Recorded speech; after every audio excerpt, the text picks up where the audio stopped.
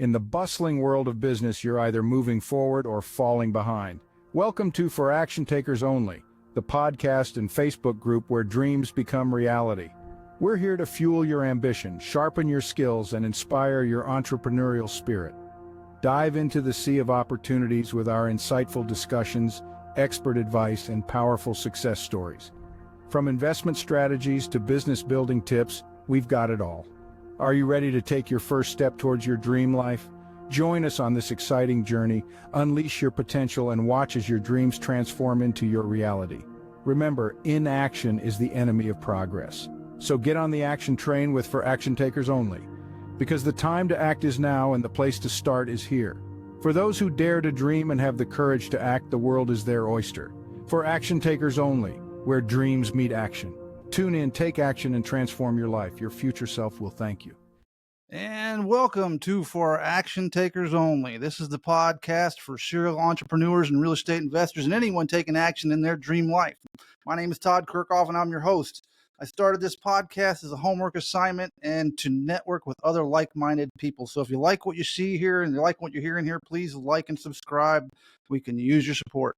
Tonight I got guest Brian Madsen. He is a fellow real estate entrepreneur, been doing it a little bit longer. We have something else in common in the background, and he is a Marine and a go-getter. He's definitely taking action. He stays really busy, and he has been an inspiration. I've been seeing his content, so I've been trying to track him, or I tracked him down and been trying to get him on here for a while. So let's bring him on in.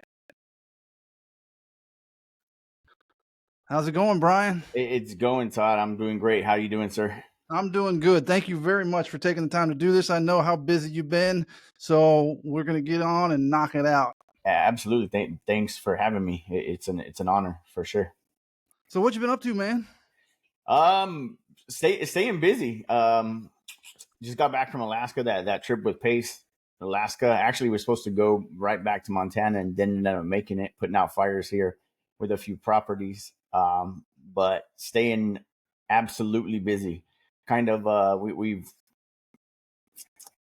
how should I say it? We've opened our mind and onto bigger and better things with the Owners Club. So setting goals and getting in rooms with people doing a lot more with a lot bigger dreams and aspirations. It's really opened my eyes. So, changes we're on things. a roll. Absolutely, 100%. I mean, I was thinking like this before, and now it's got me thinking like this. So it's pretty cool, and soon, hopefully, be thinking like this, like Pace, because it's just incredible the doors that have opened, getting into new rooms where I'm uncomfortable because there's people doing a lot of things 10 times, 20 times, 30 times better than I am. So it's interesting, but fun. We're growing from it, learning from it. So super excited over what's coming the next couple of years. Badass. So, all right, let's get started. What got you into real estate? Tell us how you got involved or started to get involved in real estate. So real estate investing was actually wholesaling is how I started. And that actually came about while I was serving a prison sentence. Went to prison for 3 years for transportation of narcotics. And that's actually where I learned about wholesale real estate and thought it was BS at the time. I was in prison. So listened a lot, didn't do a lot of talking, listened a lot. And a lot of it you hear in there was BS, but a gentleman by the name of Eric Legato actually talked to me about wholesale real estate. And took it with a grain of salt because, again, we're in prison and it didn't sound, to my knowledge, well, to sell real estate, bottom line, you have to be a real estate agent. That was what I knew. So that was it. Didn't listen, but got out and did some research. And I was like, hey, this actually seems like there's actually people doing this. Did a little more research and then started taking action. That was in 2013 is when I started learning about it, started implementing actually in 2017.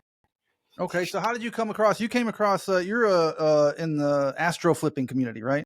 Astro, Sub 2, Gator, and then now Owners Club. Okay. So you're all four now. Yes, sir. Oh, wow. So which one did you come across first? Astro Flipping. So that's what you came across and started learning about wholesaling?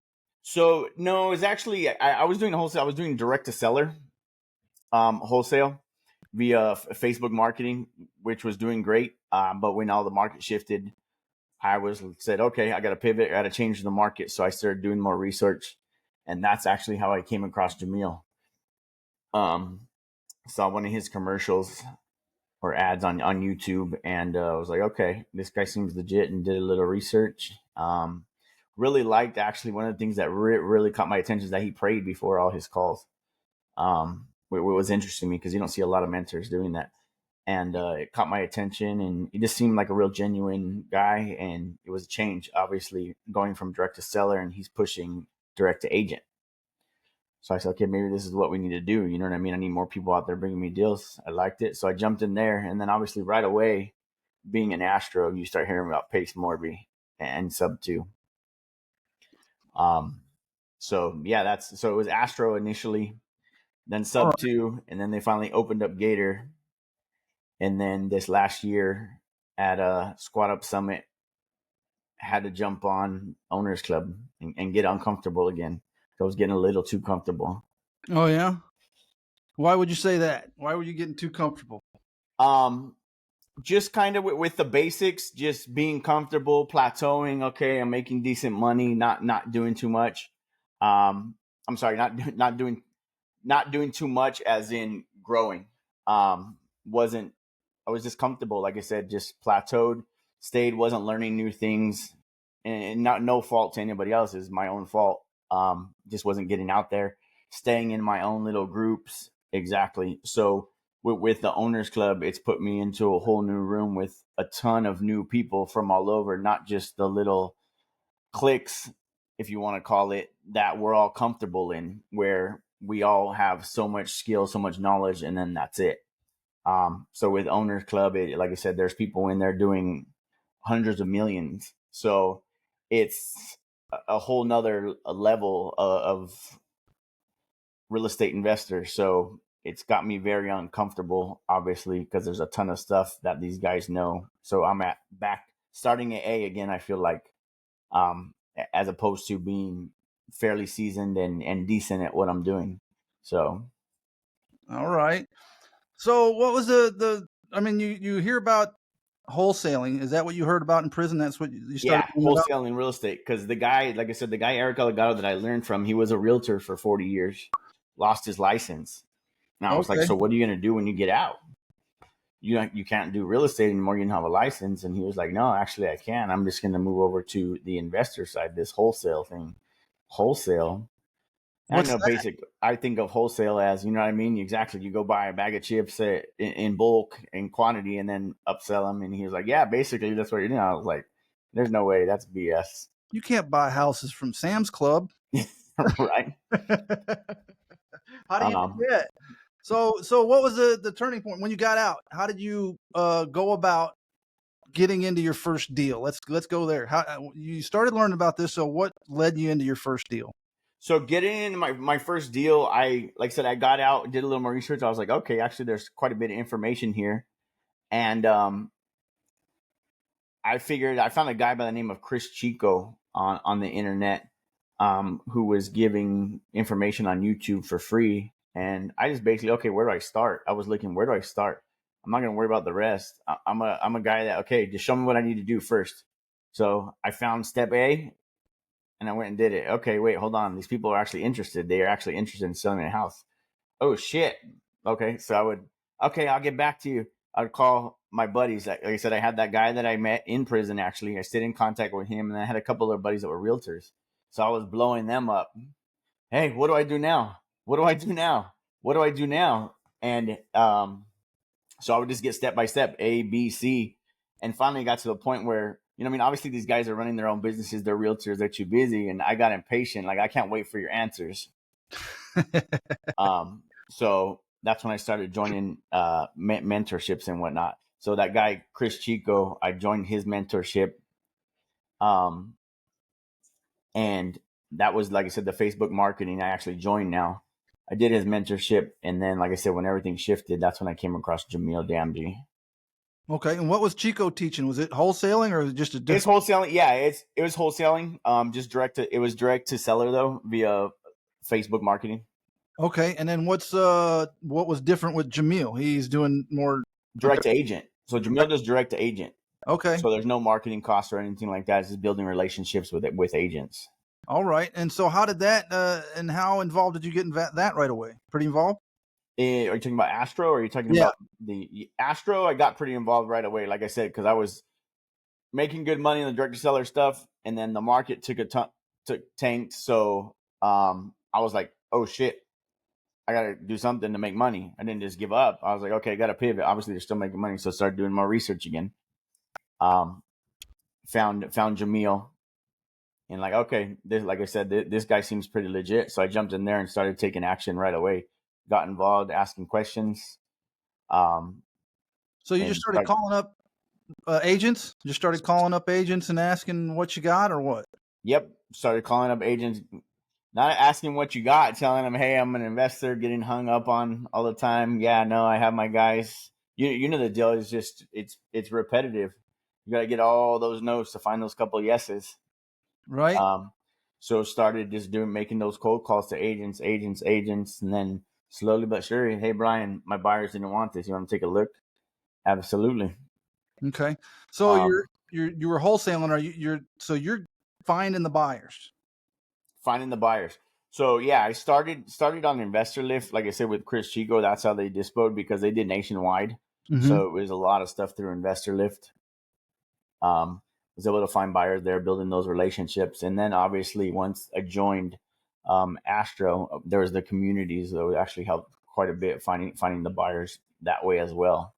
So compared to Sub 2, tell me, since Astro has a community too, how is the community? Are they strong like the Sub 2? They are strong like Sub 2, but it's a different mindset. I think I would say Astro is more of wholesaling's your entry level investor. I would say Mm-hmm. on the wholesale side. So as you move into Sub 2, obviously there's people doing a lot more stuff. There's people holding, you know what I mean, novations, doing all kinds of different things. So um it's a little more in depth in Sub 2. Astro's more elementary, I guess you could say. Great, you know what I mean, to learn the wholesaling, but it's strictly wholesaling. That's what it's teach, strictly wholesaling, as opposed to obviously in Sub 2, we're learning all kinds of different things, connecting with people, doing all kinds of different things within the real estate investing realm. Okay. So what are you doing? What are you focused on now? So now we're still fixing and flipping. I actually have two that I'm finishing up right now, but I think they'll be my last. Because with Owners Club and Sub 2, we have moving into the co-living space. So we've currently got two co-living properties. We're working on the third now, here in the Houston area. So our goal over the next 36 months is basically with the co-living model, we're going to have, our goal is to house right about 400 veterans a month, via the co-living model for affordable housing, which will cash flow us right about $100,000 a month. While at the same time, obviously giving veterans a place to call home and be somewhere where they can afford to have a decent place to lay their head at night. All right. So you're going to have to acquire properties to do that, right? So you're going to have to buy and hold them. And what are you doing? Absolutely. Like a pad split? Is it a pad split model? So it's pad split model, actually. Yeah. So the first two we didn't use pad split, but pad splits recently changed their fee structure, to be a little more market competitive. So actually, we've got one property right now, like I said, the one we're working on getting up. That one I'm actually going to run through pad split directly. Okay. And how big are these properties you got to find for these co-livings? They got to be bigger than normal, like 3-2s or what? So at least, I mean, 3-2 is a bare minimum you want to start with. It really just depends. Like I have one right now that originally I was going to pad split it. It's here in South Houston. And it was 1,600 square foot is a 4-2. But the bedrooms were a little small. So we did our research, got with pad split. Look at rental rates in the area and whatnot with amenities in the spa space. We decided that we're just going to flip it instead. It's actually on the market now. But yeah, 3-4 minimum, because to make sense with the numbers, we found you need a minimum of 6 bedrooms. Okay. to really get it to make sense. So you're going into these houses then and converting something into an extra bedroom or like the garage and other space in there? Absolutely, garages, living rooms, basically all of your I'm drawing a blank now on the word. All of your common areas. Sorry, Okay. I'm drawing a blank. A Right. majority of your common areas. So you want to leave a little common area, obviously, near the kitchen, dining and whatnot. But like living rooms, most living rooms are going away. Keeping little, maybe sitting rooms if possible. Okay. But living rooms, dining rooms, majority of those are being turned into bedrooms. Wow. And then garages, like you said, absolutely. I mean, your basic garage normally can turn into at least 2 bedrooms. All right. You said you're doing one in Houston. Are you focused right now on doing that here in Houston?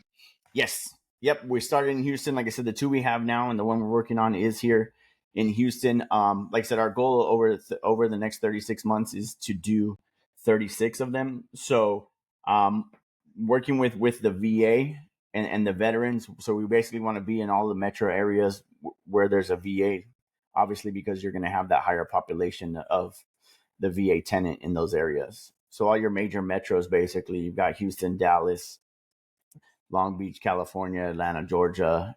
Any? Let me ask you this: any specific zip codes in the Houston area that you're looking in?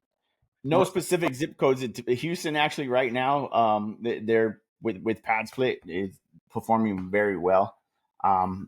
Even on the outer areas, say like Pasadena or up north a little bit, like Tomball, Spring, All right. So Crosby. since I'm wholesaling, then what I need to do is find some 4.3s or better and come to you and say, Twos doesn't even have to be threes. Twos. hey, 3.2s. Twos work because you can go for it. You can, again, the more people you have sharing a bedroom, the less rent. But we can go up to 4 tenants for 1 bathroom.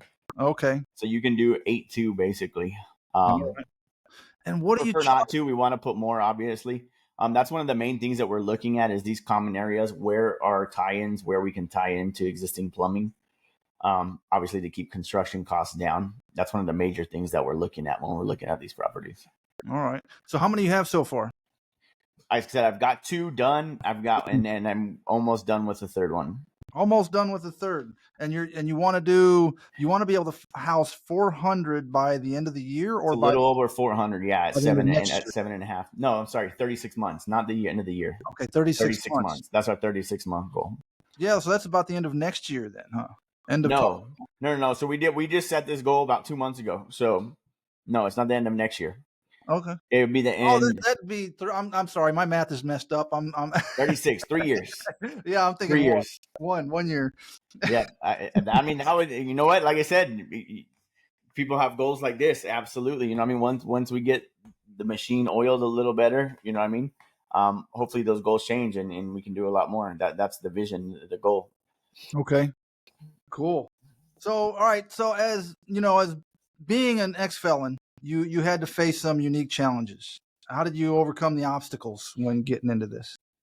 Um, Taking action and not taking no for an answer. I mean, some people, when I say not taking no for an answer, obviously some people, you know, okay, you got to draw the line. That's enough for this guy. But moving on to the next, perseverance. I tried to hide it a lot in the beginning that I was a felon. I tried to hide my tattoos, stuff like that. And I just realized, you know what I mean? Only person I was fooling was myself, Well, yeah, that's to be kind of honest. your tattoos are kind of difficult to hide. Absolutely. Absolutely. So, but yeah, I would wear hats, long sleeves like that all the time and whatnot. And I wasn't being true to me. I was, I guess, kind of judging myself and worried about what other people thought, because they don't look like obviously your average real estate investor. But um, I just learned, you know what, that you need to be you, because me not being me was turning people off more than the few people that are probably turned off by my tattoos. And that's okay. You say, hey, you know what? Not a problem. Don't need to do business with everybody. Everybody's not going to do business with everybody regardless. So move on to the next one that is interested in your goals and what you're doing and wants to help. And that's it. So, have you gotten a lot of cold shoulders? Absolutely. In the beginning, it was extremely hard. Cold shoulders because, I mean, the way I look, no experience. Hey, do you want to lend me $40,000 to do this rehab? No. Um, So that's where I think I've talked briefly about it, but I sold my tattoo shops Yeah. on creative finance, actually, to be able to say yes to people in similar situations, not necessarily have to be felons or anything like that, but just younger in their investing careers, don't have the track record, don't have the portfolio, to be able to say yes to them. So selling my tattoo shops enabled me to have some liquid funds to do that. So it helped me get started, but at the same time, it helped other people as well. And I'm still doing that um, here and there now that I'm holding more as opposed to just flipping. Funds are a little bit tighter now, but I am still doing private money lending as well on a smaller scale. All right. So you're doing lending now too. So when you got in, did you just start with wholesaling, then start doing wholesaling, fixing and flipping, and now you're getting into the holding for pad splits or the co-living? That's how it's Exactly. Yep. Baby steps, A, B, C, D. right. So, Yep. okay. So would you, if starting over again, would you follow the same path? That's a good question. I haven't thought about it. Absolutely, I would say probably yes, because the wholesaling gives you today money. It gives you those funds. Exactly. Obviously, you've got to pay bills and whatnot as well. So I would say, yeah, absolutely. And you know what I mean? And it helps you learn the business from the bottom, from the numbers. You've got to know your numbers to sell a wholesale deal, to lock it up, you know what I mean, at the right price and whatnot to be able to sell it. So absolutely, I would say, yeah, I would start the same way again. Probably start lending a little bit earlier if I had the opportunity. I probably would have jumped on that earlier, but absolutely, wholesaling I think is a great place to start. So what kind of lending are you doing? So doing gap and bridge funding, like I said, for guys that are younger, in guys and gals. I don't say guys as in males, but for people that are younger in their investing career, that it's not the home run that all the other guys are saying yes to, but it's a decent deal. And there's enough room for these guys to make a couple bucks and still pay me back. I'm all about it, because we all had to start somewhere. So makes me feel good to be able to say yes and help somebody get started. Bottom line. All right. How would you, in lending, would you lend to someone with bad credit, say like a 550? We don't run credit. So with Okay. the private money lending, it's all deal based. All deal based. So you're looking at the asset, not the person. Correct. Well, I mean, we look at the basic person, absolutely. But yeah, credit wise, nope. We're looking at the asset, Okay. not credit. And what's the max amount you would lend on a deal? So max amount we lend on a deal right now is 75,000. 75,000. Okay. Yep. So we're not, like I said, we're most of the time coming in second position behind, you know, what I mean, a hard money lender, something like that, Mm-hmm. or bridge stuff. But we're not doing anything, you know, what I mean, major, You're not, couple $100,000. right. We're not there. Okay. Planning on getting there. Absolutely. Absolutely. Money business is great business. Let somebody else worry about all the headaches when they tear that house apart, Right. instead of us. Absolutely. So Pace teaches a lot about building teams. How are you on building your team? And I guess if you're a I'm leader, terrible. terrible. Terrible. I'm getting better. I'm working on it. That is something that it's been a huge struggle for me over the past 7-8 years. Building sustainable teams. Okay. I've learned that I try and mold people into what I need instead of just finding that right person. That's one of the major things that I've actually picked up in the Owners Club over the past few months is starting back on the business side of things, on running that stuff and whatnot.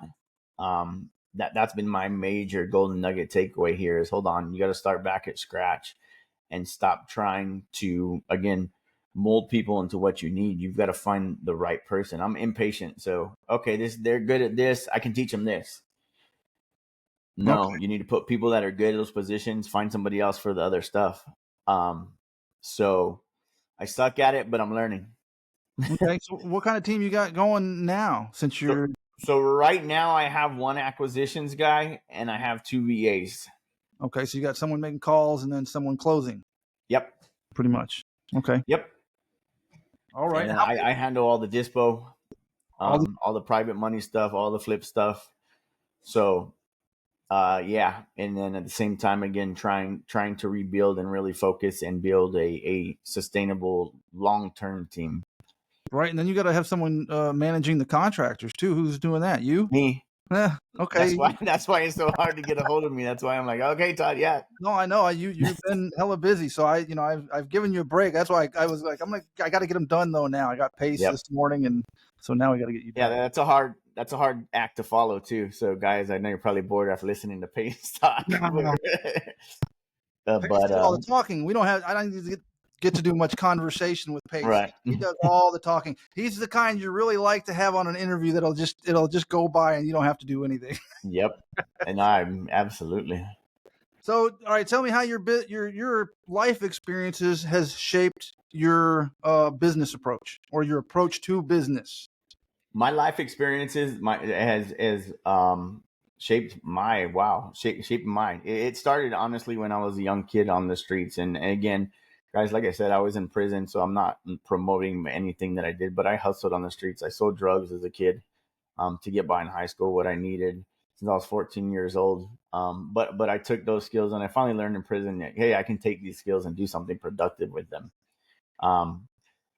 So it's again, by no means saying that what I did was good in it, because I don't condone it or whatsoever. But I've taken those same skills, learning to deal with people, talking to people, sales, and turn them into something productive. I mean, in a business that supports my family, that I now help other families as well.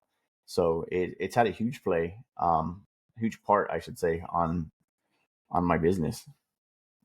All right. You got any notable projects you're working on? Anything that really stands out?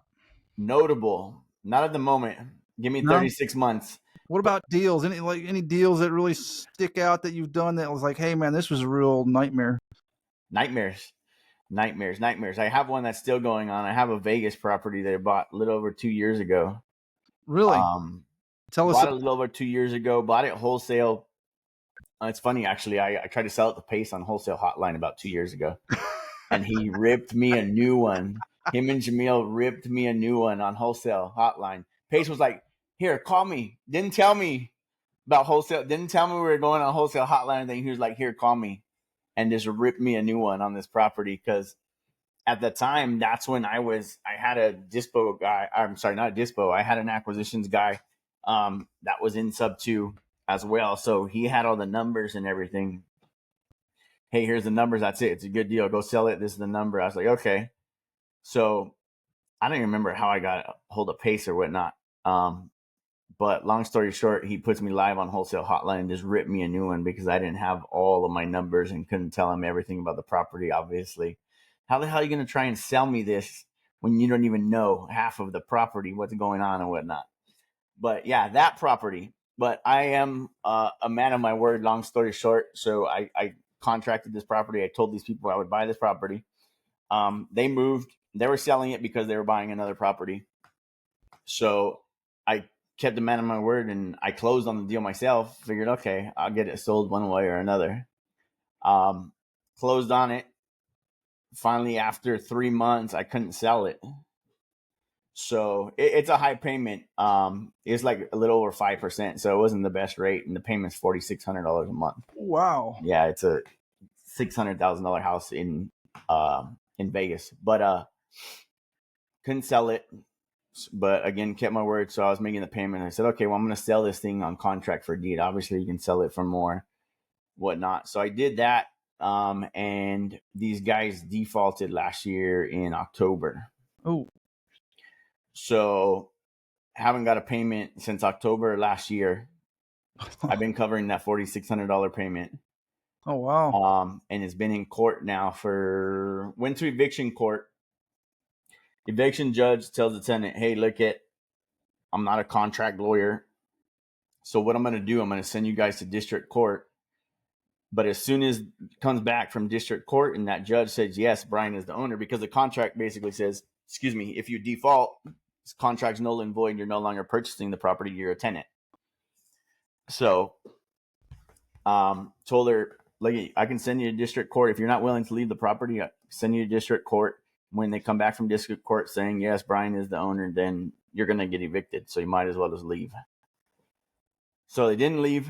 We're in district court. We actually just filed for summary judgment now. So we're coming up right on a year in next month in October, but I've been paying for that one. So it's been a nightmare. I'm still paying for it. But yeah, I've kept my word to my sellers. Their mortgage has been paid. It's cost me a pretty penny. It's um, been a lesson that definitely vet your buyers Ooh. harder. So was this Don't a just sub count two on your deal? agents. What's that? Was it a sub 2 deal? I bought it sub 2 and then I sold it because it was a sub 2 deal on VA. We were like, we don't want to transfer title again Okay. right away. So we did a contract for deed. All right. So So you got to make that payment. Yeah. to Oh, keep, man. again, to keep, obviously keep the contract, exactly, keep my buyers, my sellers happy. I've been making that payment, yeah, for a year now.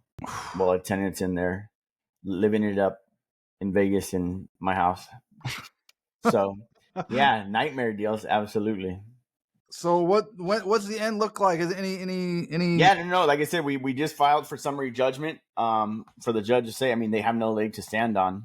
She admitted she wasn't paying in court already, so it's literally just the judge making the ruling. They were dodging getting served, all that stuff for district court for a while. They literally had to do a stakeout serving. So they had to sit and wait to find these people Yeah, I to did get that. them served. So we finally got that. So hopefully, I actually talked to the attorney about 2 weeks ago. He said hopefully in the next 45 days we should be back in the eviction court to finally get them out. So I'm hoping by Christmas, that'll be my Christmas present, that, hey, here's your house back that you've been paying for the past year. Right. So what do you plan on doing it with it? Don't know yet. I got to see it. I got to see what they've done to it True. It could because be I haven't seen trash. the inside of it in a year. I would It's be got a nervous. pool. Yeah, I am, because obviously you can see the backyard. It's got a pool that's disgustingly green that they haven't been Oh taking no. care of. Yeah. Oh boy. So I'm Well, pretty. they haven't. It's a 4,000 square foot house too, so it's not even like, oh, okay, it's 1,200 square foot. I can just go and flip the whole thing real quick and get rid of it. It's a 4,000 square foot house, so It's gonna take some. it's gonna take some money if they haven't taken care of the inside, like they haven't taken care of the pool. All right. So now, when you come across stuff like this and you have the nightmares, has it ever made you go, "Man, am I doing the right thing? Maybe I should look at doing something else"? Absolutely, it's made me think that, but then I go right back and I think, well, exactly. I mean, everything's not peaches and cream. If it was just that easy and everything went great, everybody would be a real estate investor. Right. Right. That's true. So So what gets you to that point, though? What do you do to keep a positive mindset when shit's hitting the fan? I've learned in my life, like you said, when you shit hit the fan, I've always said, I mean, you take the cards that you were dealt and you play them to the best of your ability. Right. So I always keep that. I have my moments, like I said, where I'm like, screw this all. I'm tired of this shit. But I just come right back to it. No, stop it. Stop being a little pussy. Okay. Wipe your eyes, dry your tears, and get back up and keep going. That's what you do. Right. So what's your view on like mindset coaches then? Do you look into those, or do you have one? Have you ever thought about having one? So I don't have strictly just a straight mindset coach. I mean, Pace is great at mindset. Jamil is the same. So I've got two great ones already. So I haven't looked into any other coaches on that. But absolutely, I mean, if there's something that somebody could do, mindset, it all starts with mindset. Absolutely. So if your mindset's not in the right place, you definitely should get some help with it. Right. That's where it all starts. Yeah. Is believing in yourself. I know. We figured out today that I have a very lacking mindset. The way I do things, he made it. It's very apparent, and I'm like, well, you're right. You're absolutely correct. I can't argue with that. There's nothing to argue. It's like, and what's the point of arguing anyway when they're right? If you can't confront these things and look at them, they're not going to change. 100%. You got to own whatever it is, your flaws. 100%. Like I said, I mean, that's where, like I said, I've learned over these past couple months with Owners Club and getting that more in-depth mentorship, that exactly like I said, I suck at building a team. I'm a terrible boss because I try and make you do stuff that you're not good at. So absolutely, I've learned I've got to own that and change it. If I want different, I've got to change what I'm doing. Exactly. So what was the trip up to Alaska about? That was actually, it was a meetup with Owners Pace Club and a meetup? fishing trip. Okay. That's what it was. Alaska's been on my bucket list actually, and then I saw Pace saying, "Hey, we're doing a fishing trip. Let's go." I was like, "I'm in." I mean, I have no other excuse to ever go to Alaska. Now I at least have an excuse. I did business, so it's a great write-off. And it was amazing. Where did you get? What part of Alaska? Anchorage. Anchorage. So we went in Anchorage. We took a fishing charter out of Whittier. And it was an incredible 3 days. 3 days. Incredible 3 days in Alaska. Love to go back. Built some great relationships. So I'm excited. And what's been your biggest so far in Owners Club? What's been your biggest takeaway, your biggest lesson, you think? I think I said it comes back to what you're just saying, is taking ownership for what you're not good at. If you don't like the way something's doing, take a step back and look in the mirror and what can I do to improve this? Because that's the only thing you have control over is you. Mm-hmm. So what can you do to change that? And I realized, okay, well, I'm trying to force people into stuff that they're not good at. So stop trying to force it. I'm a very impatient person. So I need to learn some patience and wait for that right person, someone that fits, someone that's a good fit. So learning what I suck at, I would say, is my biggest takeaway. Because I think I'm pretty darn good at a lot of things, but learning what I'm not good at has helped me tremendously over the past couple of months. Instead of just focusing on what I'm good at, what am I not good at, so I can correct that. Or may not be that I correct it, bring somebody in that is good at that to handle that for me. All right, so now I asked Pace this morning. It was my first question with Pace. What's your why? What got you started? Really, I'm really going to do this, and I have a reason. And I'm focused now. What was your why? My why now, it's changed. I used to say it's my family, and I mean that's still. I mean, my family is still very important. I'm still rebuilding those relationships that I've lost when I went to prison with my children. But of course that comes in place. But that saying it's for your children, that's for me. That's selfish, to make me feel better. Love my children to death and want the best for them. That's for me. But at this point, with my new goals and all that, it's the money over the past few years has been great. And I've realized that the money doesn't make me happy anymore. It's not the money. It's not chasing. I thought it was more money. But the more money I make, I am not getting any happier. So it's really helping others. And I've, like I said, over the past few months, really figured out that I want to help veterans, disabled veterans and felons. That's my why. I want to help those guys because veterans, I mean, they put their life on the line. They served us. That's the least we can do. Yeah. And obviously I'm biased because I'm a veteran myself as well. But to the felons, going through the system, I was the guy that said, I don't want to hear those bullshit excuses from those guys because they give them everything. They give them all the tools. It's their fault if they go back to prison, which it is. Don't get me wrong. It absolutely is their fault. But I realized, I thought the system just handed them everything. Here you go. And it's not the case at all. I think recidivism is a lot higher than it should be. Not because the tools aren't there, but because they make it so hard to utilize the tools. So when I was getting out, they gave me an opportunity to go to the halfway house to serve the rest of my time. And I was like, heck yeah, absolutely. I want to go to the halfway house. I can go back to work. I can start integrating back into society and taking care of my family and whatnot. So I was like, heck yeah. But to be honest now, after doing it, if I had the choice, I wouldn't do it. I would have stayed in prison. As bad as that sounds, I would have stayed in prison because the people that they have there that are supposed to be helping you, and I can't speak for every halfway house. Obviously, I was only in one halfway house. But talking to a lot of other people, it seems to be the norm. They're not there to help you. They're there to to hold you back almost, it seems, because, okay, they give you here's our policies and guidelines. This is what you need to do so you can go start going to work, get a job, A, B, C, D, E. And I had all that done, but nobody was allowing me to go to work. I had jobs. Hey, here's my jobs. You guys have called. You guys have verified. Well, I can't. Oh, it's too fast. No, there's nothing in here about how fast I can do it.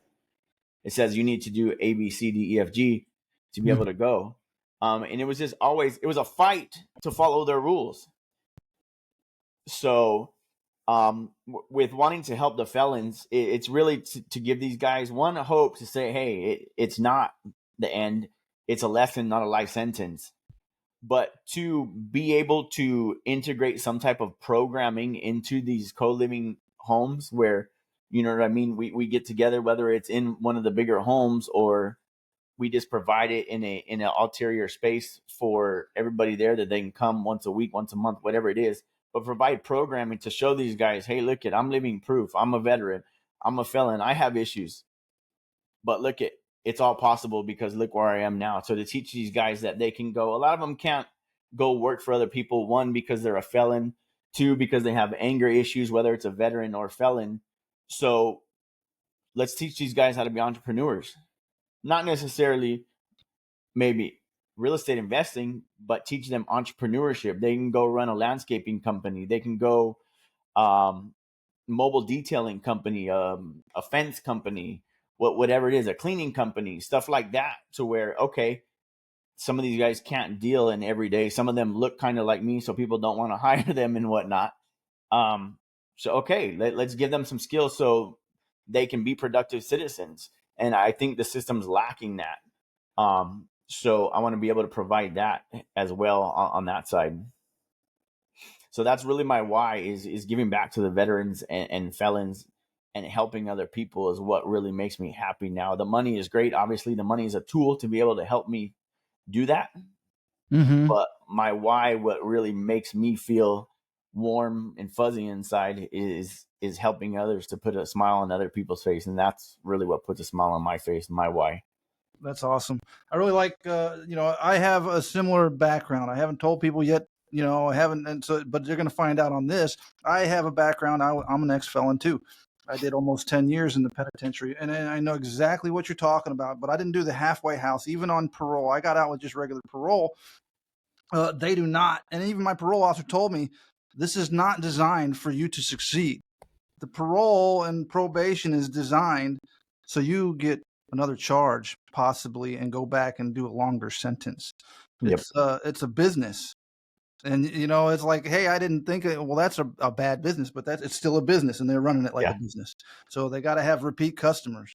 So I see that, and I see what you're doing, and I saw all your content when I got out and I started doing the podcast. I started all of a sudden I started seeing little posts, and I thought you were still in California too when I first reached out to you.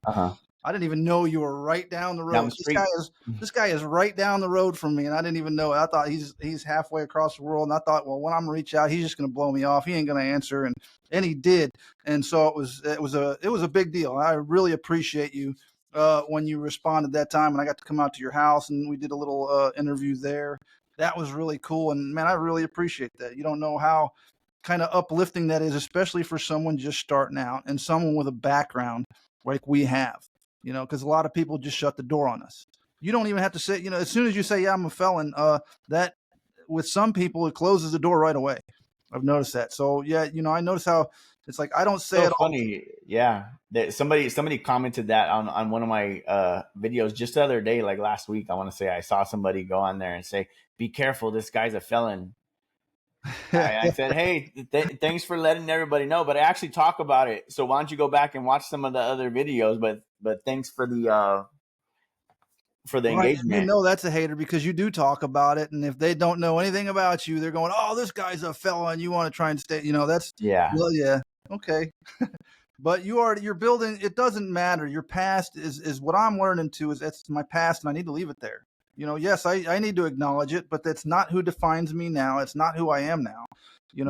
I have changed just like you. You've changed your life. I've changed everything. I stopped. I was telling Pace this morning. It's like when I got out of prison, I became a hermit, especially when I had my son, and I got custody of my son. I became a hermit. I didn't have friends anymore. I considered that's not really an option. I got my son to take care of. I need to figure out how to do that and figure out these things. So everything else aside. So enough of that. Okay, we know the markets are volatile. How do you deal with the market volatility? You mentioned how you shifted your plan from wholesaling with direct to seller, then to direct to agent. Now you're pivoting into co-living, holding and co-living space. Mm-hmm. Yeah. So how do you see this coming? How did you make a plan? Did you just, oh man, this is what's going on? So it wasn't a plan before. Like I said, it was oh shit, the market changed. What do I do now? Right. Now, again, with the mentorship and the surroundings, the group of people, obviously I am planning, as I know you've heard, the next 3 to 7 years out of Pace's mouth. Affordable housing Exactly. is Yeah. going to be anybody and everybody's key to success. Now, there's a ton of ways to go in affordable housing, but I would say the co-living is a entry level. I would say on the affordable housing, the co-living space is more of an entry level. It's something that I can afford. It cash flows well, done properly, and again, putting the reason behind it, the why. Like I said, the cash flow is great, the tool, so we can go do it for more people. But putting the why behind it, again, figuring that out is really been instrumental for me in my happiness. Right. Well, Pace says it. You got to know your why, and a whole bunch of Justin too, Tumanowski. He's like, you really need to know your why. That'll really help you get focused. I So had that conversation with Pace, and he's like, "You want me to tell you who you are, what you need, why?" No, like you need to figure out. And like I said, for a long time, I always said my family, my family, my family. Which that's everybody's why, somewhat. right. Well, at But the beginning there's too. there's deeper. There's more reason there, and finding that has been great. So, but back to that. I mean that's what's changing in the markets with Pace. I mean, he said 3 to 7 years. So that's where how we put this plan together because of the mentorship and the guidance from them. All right. So this owners club, that's another mentorship, right? You had to buy your way in, right? Yes. Okay. And how often do you get to meet and There's calls every day. That's another one of my weak points is my schedule and jumping on those calls. But between owners club, between sub 2 Gator and Astro, there's so many calls and picking and choosing and being on properties, walking properties, all that stuff. It's tough. he's got a whole Zoom schedule for the owners club too, or Yeah. what? Oh, wow.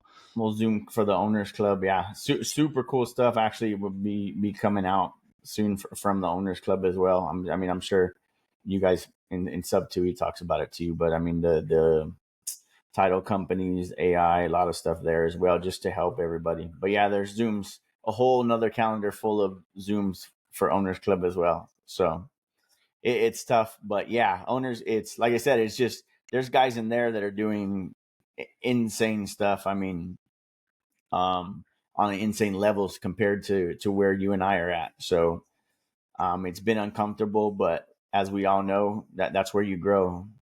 Is get comfortable being uncomfortable, and that's when you start growing. All right. So what's coming up in the future? What do do you see anything different? Like from the investing standpoint, are you just gonna focus on the co-living? I'm super focused right now. I mean that's my priority exactly is the co-living space. And like I said, we've got that 36-month goal that we're working towards. So right now, I mean, that'll probably change over the next 36 months.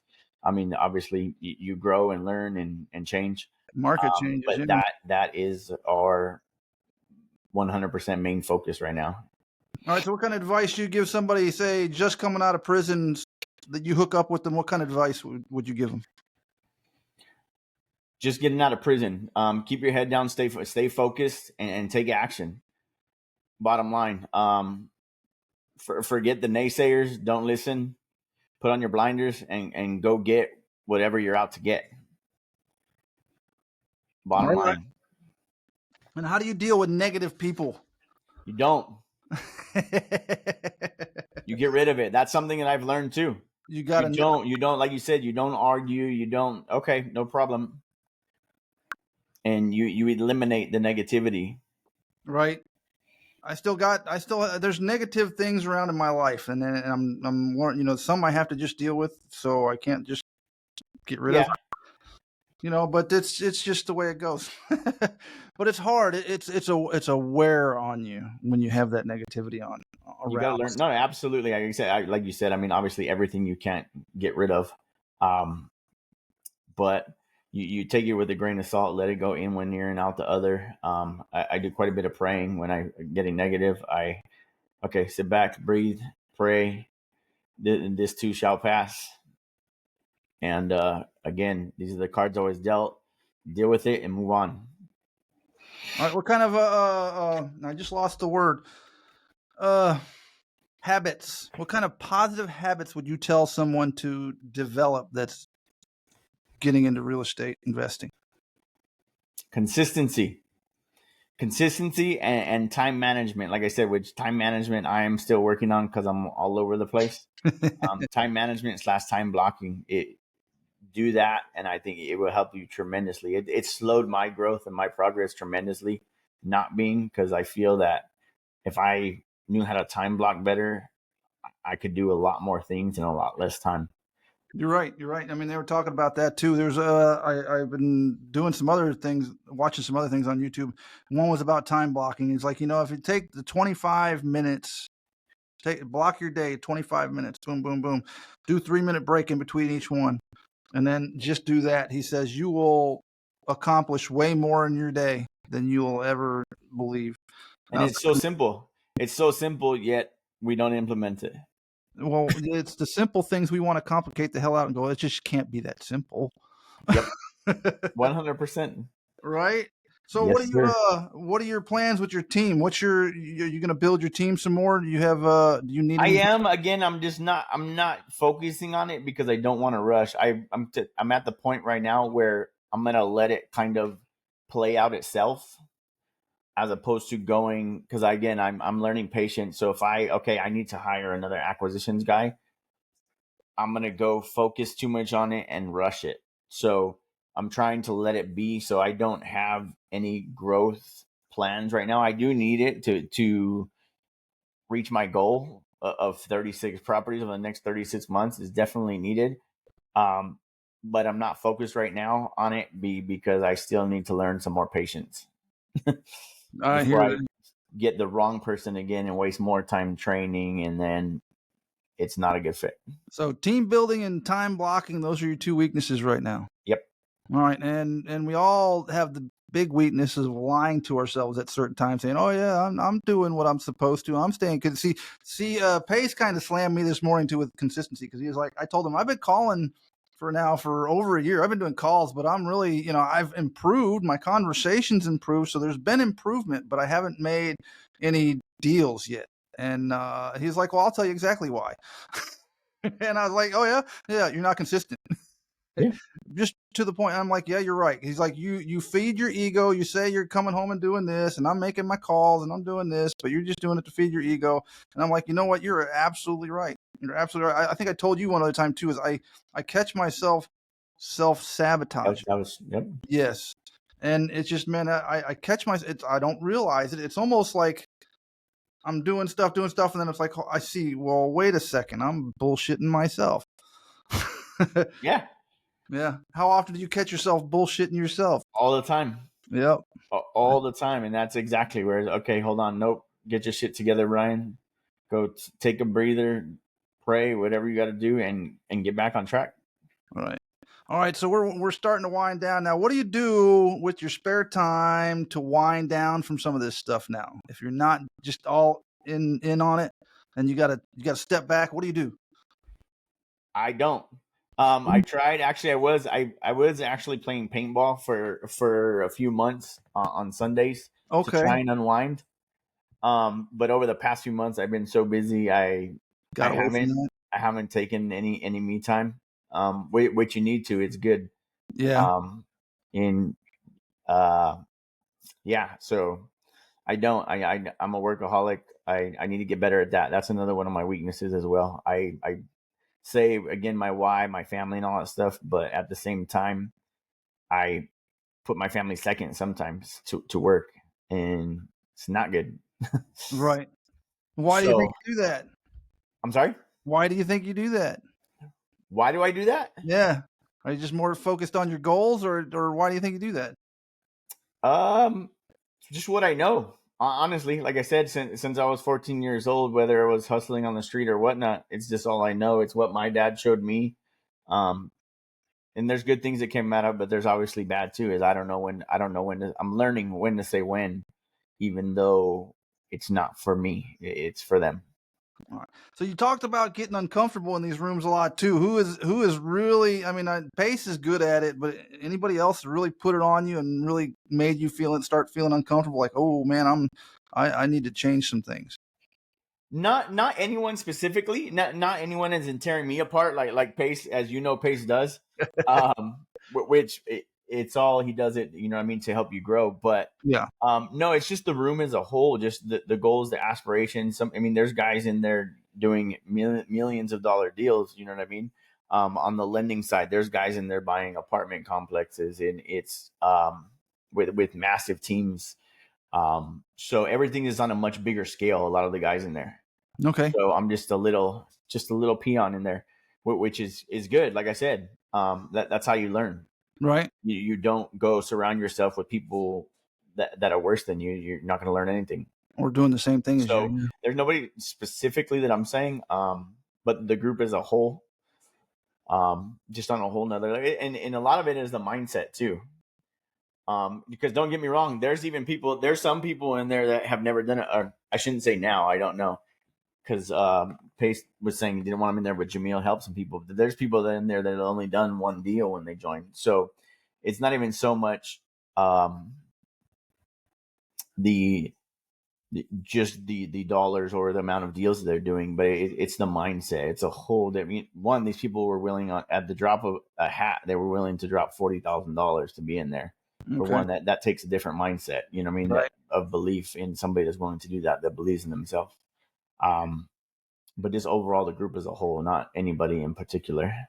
Okay. So since you're doing these bigger things, are you going to look into getting into, say, multifamily or Yes. commercial? So, well, I wasn't going to get too much into that, but yes. So, through Owners Club, actually, I connected with the guy Johnny McAllister. But what we are talking about now on more on the felon side as opposed to the veteran side, but on the felon side is halfway houses, because we can Yes. go buy an apartment building, a 20, 30 unit apartment building on creative terms, obviously. And with federal contracts on a halfway house, they pay $150 a night per bed, and they're putting 4 beds in one bedroom. So So you do the math. what? You do the math on that. So the cash flow is great. Again, obviously, you've I got know the an asset, apartment complex. you've got the cash flow, you got the cash flow. But then again, implementing the programming in these halfway houses to actually help these guys go out and succeed. Okay. Yeah, you got to put some So people in there too to help. Yeah, because that is definitely on the couldn't you goal get sheet.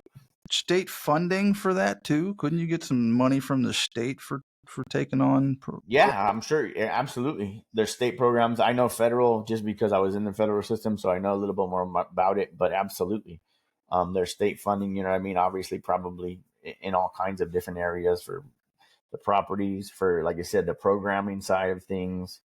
So yes, absolutely, there is some want and some goals to get into the multifamily stuff as well. All right. Well, we're getting pretty close. What kind of bike you got? Got a 95 Heritage Softail. Yeah, Yes, sir. I love it. I bet you do. So you need to do a little more riding for some free time every once in a while. That'll take some stress off. I do. Actually, you know, it's funny. Like 2 days ago, it's been like 2 months. I took it out literally for probably a 15-minute ride down Westheimer, Just around George Bush Park, and then back up 99 to the house. okay. So, Yeah, I wouldn't well, go into town much on mine. I get the people are too crazy here. yeah, it like I said, exactly. Yeah, it's pretty crazy. Yeah. But 15 minutes was enough. It felt amazing. Got that fresh air in my face, relax, the noise, and get back to it. Like I said, 15 minutes. Yeah. So anything we're closing out, anything that you want to tell people? You tell them. I mean, it's right there on the sign behind you. It's take Take action. The other one, have faith too, absolutely. But point of the other one, there you go. Take action. That's imperfect action. I mean, again, and that's something that Pace says. Is take imperfect action. You can consume all the content you want, but until you start taking action, you're not going to be perfect. You're going to take that imperfect action, and that's how you get better. That's how you learn. Like I said, I didn't even worry about B. I just did A. Okay, I'll figure out B when I get there when I need to. Don't get me wrong. It was stressful. Okay, what do I do now? I got a contract. What do I do now? What do I do now? But Yeah, I I know could have that. just, I could have sat there and tried to learn. You're never going to be ready. So take action, like you said. And get around people like Brian, find the ones taking action. That's what I would say. Find the ones taking action. That's what I did. I would find him. I found him. So, and I appreciate your time. Appreciate you taking the time for this and ducking and dodging all you did. He didn't really. I knew he was busy, so I didn't bother him too much. Nope, I appreciate it, Todd. I appreciate it. It's an honor. It's an honor to be here. You know what I mean, and be able to talk to you and tell my story and exactly help you. And again, I'm just down the road, so anytime, brother. And thank you very much. It's an honor having you on here, and I appreciate y'all all you've done. You're an inspiration. Thank you. Keep up, just being an inspiration for others like me out there. Keep doing what you're doing. Keep the content up. Where can they find you? You can find me on Instagram, Invest with BM. You can text me, my cell phone directly, 562-523-5433. Wow. Okay. So investwithbm.com is his website. And then you can find him as you're linked all. Do you have a LinkedIn? LinkedIn, that's a good question. I don't know. But yeah, Brian Madsen on LinkedIn as well. And then Instagram, and you have Facebook? Facebook is Brian Madsen as well. Okay. So Brian Madsen, just his name. That's where you can find him. Brian, thank you for your time and have a wonderful evening. Thank you. You as well, Todd. Don't take off yet. I got to